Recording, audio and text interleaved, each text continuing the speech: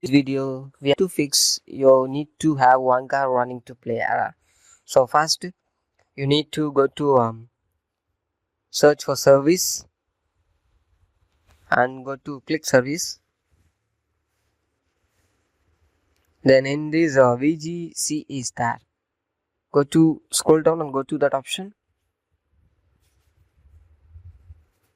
Yes, click it and go to properties, and you need to see that it will be in automatic and running mode. Yes, and click apply and OK, and restart it. Yes,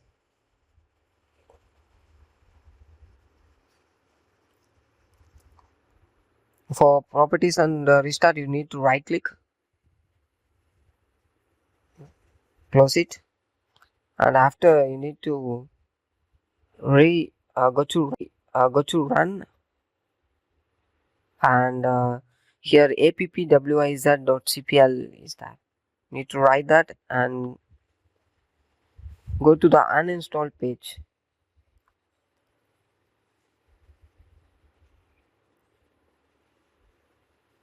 So click it,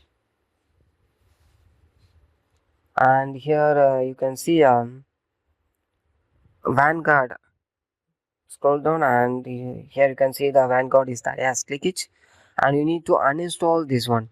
So don't panic. It will automatically reinstall once you enter the game. So there is no issue. It automatically reinstall. So after this, go to update Windows and check for update.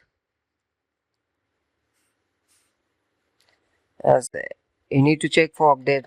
If up to date is no problem, and also if you already updated, already downloaded and waiting for install means also you need to install that settings. Yes, need to install this. So this is how to fix this issue. So after that, once restart at PC. So thanks for watching once again. Thank you.